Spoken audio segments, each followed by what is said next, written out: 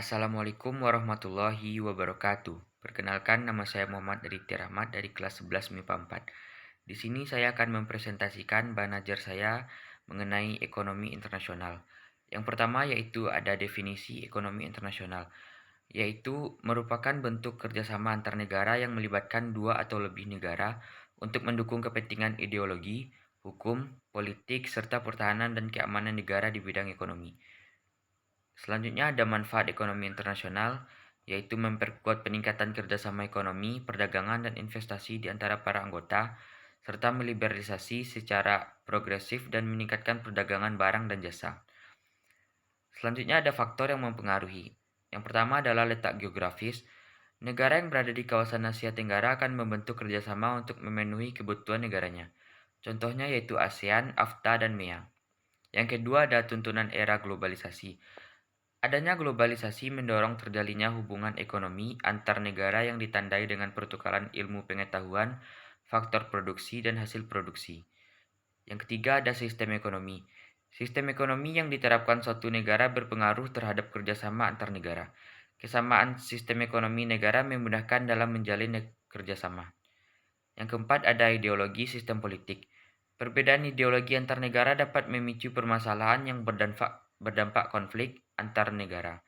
Untuk meredakan konflik tersebut, diperlukan kerjasama dengan negara lain sebagai penengah. Selanjutnya ada bentuk kerjasama ekonomi internasional. Yang pertama adalah kerjasama bilateral.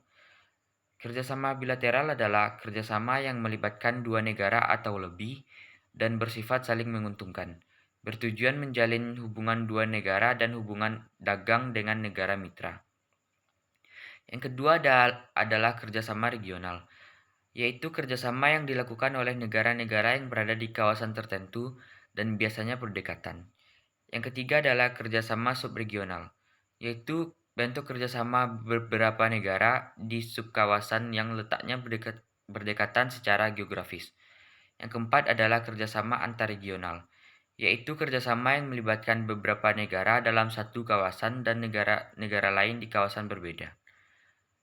Yang kelima adalah kerjasama multilateral, yaitu kerjasama yang melibatkan banyak negara tanpa memandang batasan wilayah tertentu, seolah-olah tidak ada batas ruang dan waktu. Selanjutnya ada bidang kerjasama ekonomi internasional. Kerjasama 1. Kerjasama perdagangan merupakan forum kerjasama antar negara yang berkaitan dengan kegiatan perdagangan. Negara terlibat sepakat untuk memajukan dan memperlancar kegiatan perdagangan antar negara dan berusaha menghilangkan faktor penghambat perdagangan antar negara. Yang kedua adalah kerjasama produsen. Merupakan forum kerjasama antar negara produsen atau penghasil produk tertentu.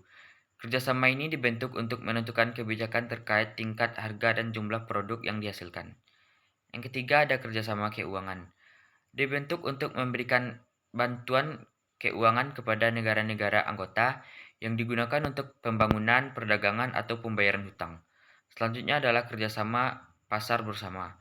Dilakukan untuk menciptakan perdagangan bebas antar negara tanpa hambatan kebijakan perdagangan yang bersifat merugikan. Melalui pasar bersama, negara-negara anggota bebas memindahkan faktor dan hasil produksi dari satu negara ke negara lain. Selanjutnya adalah kerjasama ketenaga kerjaan. Kerjasama ini terjadi ketika pertukaran tenaga kerja antar negara yang terlibat kerjasama. Tenaga kerja hendaknya diberi jaminan dan perlindungan terhadap hak dan kewajibannya. Selanjutnya saya akan membahas tentang lembaga kerjasama ekonomi internasional. Pertama adalah ASEAN, yaitu Association of Southeast Asian Nations. Merupakan badan kerjasama bangsa-bangsa di kawasan Asia Tenggara di bidang ekonomi, sosial, dan budaya. Yang kedua yaitu AFTA, ASEAN Free Trade Area, merupakan lembaga kerjasama perdagangan bebas di kawasan Asia Tenggara, bertujuan meningkatkan pertumbuhan ekonomi yang merata. Yang ketiga adalah IMF, International Monetary Fund, bertujuan mengatur pembayaran internasional akibat perang dengan mengawasi nilai tukar mata uang dunia. Yang keempat adalah APEC, ASEAN Pacific Economic Cooperation, merupakan forum kerjasama negara-negara di kawasan Asia Pasifik pada bidang perdagangan, investasi, dan pariwisata. Yang kelima ada WTO. WTO adalah World Trade Organization, merupakan badan pengatur masalah perdagangan antar negara berdasarkan perjanjian yang disepakati oleh negara di dunia. Yang keenam adalah ADB, yaitu Asian Development Bank. Dibentuk untuk memfasilitasi perkembangan sosial dan ekonomi di kawasan Asia, tujuannya untuk memberi bantuan kepada negara yang sedang melaksanakan pembangunan. Yang ketujuh ada ILO, International Labour Organization, yaitu didirikan dengan tujuan menciptakan perdamaian melalui keadilan sosial, perbaikan nasib buruh, stabilitas ekonomi sosial, dan menyusun hukum perburuan. Sekian presentasi saya. Assalamualaikum warahmatullahi wabarakatuh.